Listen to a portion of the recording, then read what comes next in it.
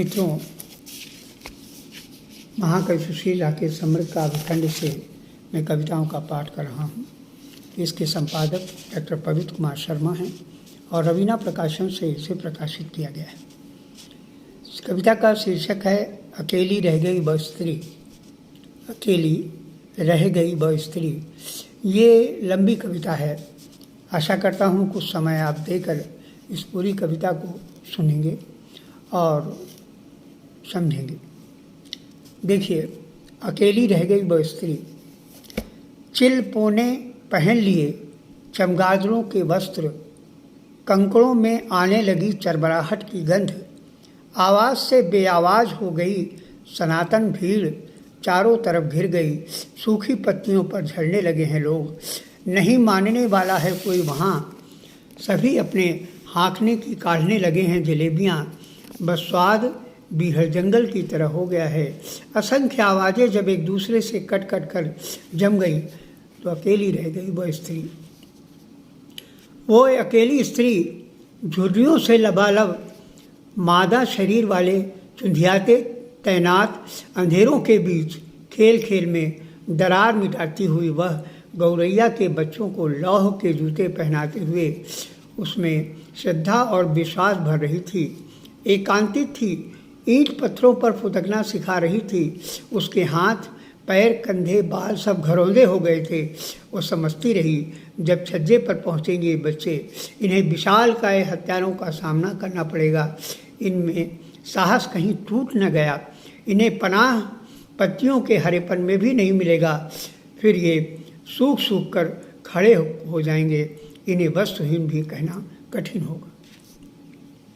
इसी बीच चयनित संस्कृतियों का अक्षर इबारत लेने आ गया।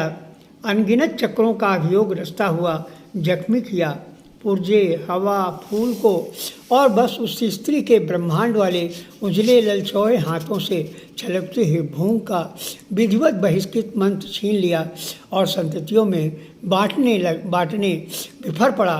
अपने पेशे में बड़ा हो गया। उसके स्याह को देखती रही, व्याकुल हो गई। अकेली रह गई वह स्त्री। अकेली रह गई वह स्त्री। उसकी खिड़की से रखी हुई वस्तु के आचार रंग सामने आने लगे।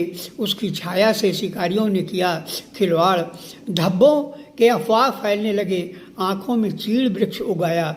वो लौटी पानी बनकर, वो लौटी मूठ बनकर, वो लौटी हत्था बनकर, वो लौटी पहाड़ बनकर, वो लौटी पीढ़ियों का विश्वास बनकर, कांपती हुई अनावृत आकृतियों पर जो सफाई दे रहे थे, जंग के लहू से लिखी किताब पर जो चढ़ाई कर रहे थे, हड़बड़ाई हुई बेटियों की कायरता पर, वो खिड़कियों के इतिहास पर धूल डाल देना चाह रहे थे। वो न जाने कहाँ संतापित हो गए। अपनी नागरिकता पर एक क्षण सुनसान आँखों में चिपक कर धस गए। उन्हें समय ही नापेगा। पर सच तो यह है कि प्रतीक्षा करती हुई वह स्त्री वह सर पर हाथ रख देती है। मौसमी नहर बनकर वह पुरुष दाम्पत्य का शिखर पुरुष होता है, फक मखौटे को तोड़कर भी। अभी सतरंजी वाद्यों का बजना बंद नहीं हुआ। अभी सतरंजी वाद्यों का बजना बंद नहीं हुआ। उस अक्षर से तीर को मोर पंख कहकर फड़फड़ाने लगे शिकारी। वह सर पर रखकर झमाझम पानी की तरह बरसा। चटका प्रभावी चमकती धूप की तरह वो बहस में खंडित हो गया। फूल खिला गुजर गया अनुपस्थिति में। वो जाना सबने छोड़ दिया है साथ। एक एक जरूरी इरादे टूट रहे हैं। अकेली हो जाएगी उसके साथ की संतति। फिर कहाँ होगा जलता हुआ सांझ का दिया। फिर कहाँ सुबगाएगा सुबह का अलाव कड़ा। कहाँ बरसेगा हंसता हुआ खिलखिलाता हुआ मैत्री पुष्प। वो फूट कर घुट जाएगा ध्वंस में। वह तय कर चुका, उसमें भक्ति का एक अंगूठा बाकी है। वो तय कर चुका, उसके मन का पर्यावरण उत्तेजक नहीं है।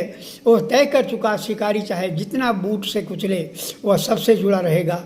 वह अकेली नहीं होने देगा किसी को, न घास पात के संघाती अनुभव को, न ईंट पत्थरों को, न जंग बंदूकों को। वह सबको समेट कर अविराम तोड़ता फोड़ता मरोड़ता मुक्त हो जाएगा। कहाँ तक करेगा बंटवारा मुट्ठियों का। वो अपनी शक्ति भर वनस्पतियों के निजी रंग में जिएगा। एक क्षण तमाम आंखें एकत्र हुईं, अपरिचित रंग चढ़े, वो अपनी विशिष्ट शैली में खड़ा रहा। अदला बदली हुई, तमाम भाषाई बिंब टूटे, तमाम अलंकार वजन में पहचाने जाने लगे। कुछ सीमाएं पार करती आईं। चमक चमक, कुछ ने बड़बोलेपन में मात खाया, वह खड़ा रहा। अकेली रह गई वह स्त्री के साथ, और स्वाभाविक गति में अकेली रह गई। उस स्त्री के समक्ष समुद्र की तरह विस्तारित हुआ, उन्हें चरण के लिए और तमाम तकलीफों के निशानों को पीता हुआ क्षमा का बेखबर हिस्सा हो गया। क्षमा का बेखबर हिस्सा हो गया। क्षण गया, फूट पड़े उसके पाँव स्त्री के साथ, वह गलकर स्त्री के साथ बेखबर बसंत हो गया। क्षण गया, फूट गया उसके पाँव स्त्री के साथ, वह गलकर स्त्री के साथ बेखबर बसंत हो गया। बेखबर बसंत हो गया।